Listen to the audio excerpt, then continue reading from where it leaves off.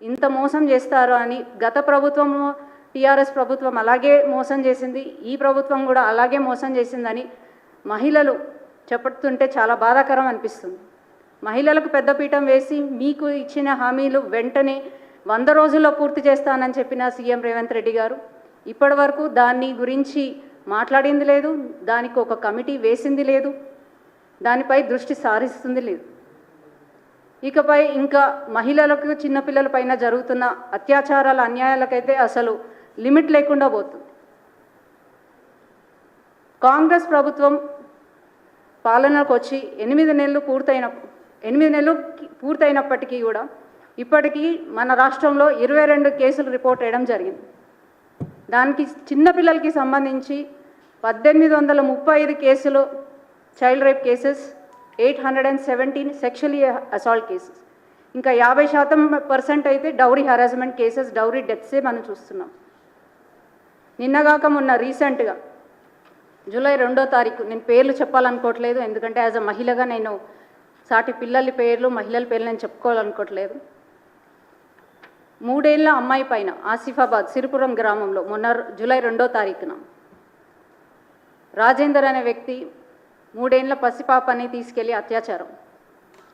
అలాగే నిన్నగాక మొన్న మియాపూర్లో బతుకు తెరువు కోసం హైదరాబాద్కి వచ్చిన యువతిని తోటి కలీగ్స్ అయిన వారు మద్యం తాయించి, కూల్ డ్రింక్స్లో మద్యం కలిపి తాయించి 4 గంటలు కార్లో చిత్రహింసలు పెట్టి మన చూసిన మర్చిపోకముందుకే డైలీ అత్యాచారాలు, డైలీ అన్యాయాలు. నిన్నగాక మొన్న నేరెడ్మెట్కి 14 సంవత్సరాల అమ్మాయి మీద సామూహిక అత్యాచారం. అలాగే పెద్దపల్లి ఇన్సిడెంట్ మర్చిపోకముందుకే ఆదివాసీ మహిళ అయిన నాగర్ కర్నూల్లో ఆదివాసీ మహిళలపైన కాంగ్రెస్ నాయకుల అత్యాచారం. దానికి ఇంతవరకు ఆదివాసీ మహిళ పైన జరిగిన దానికి సీతక్క గారు ఇంతవరకు వెళ్ళి పరామర్శించింది లేదు. కనీసం ఒక మహిళగా సాటి మహిళను వెళ్ళి చూసి ఆవిడ బాధ ఏందో తెలుసుకునే ప్రయత్నం కూడా కాంగ్రెస్ మహిళా నాయకులు చేయడం లేదు.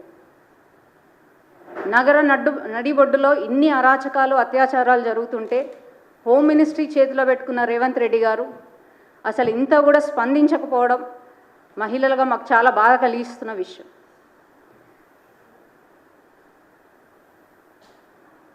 మహిళలంటే ఇంత చిన్న చూపు కలిగిన మీకు మహిళలకు పెద్దపీఠం వేస్తానని ఓట్లు తీసుకొని మీరు ఎలా గద్దెనెక్కారో అలాగే గద్దె దిగే టైం మీకు దగ్గరకు వచ్చింది రేవంత్ రెడ్డి గారు.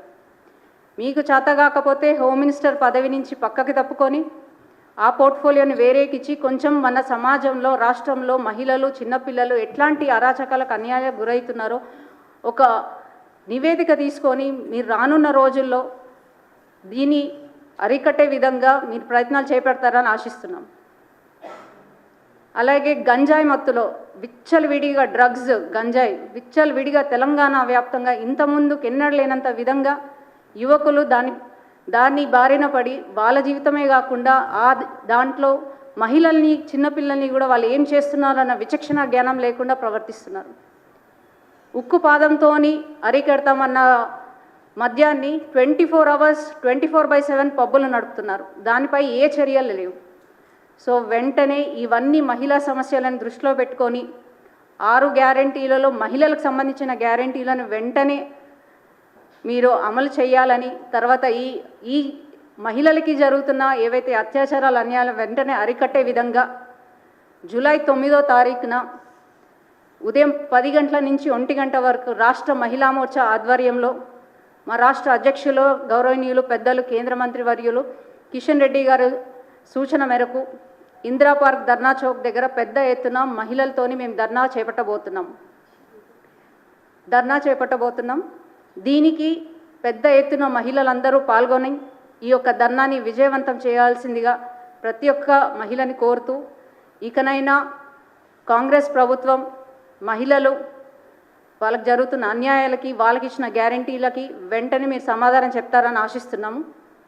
ధన్యవాదాలు.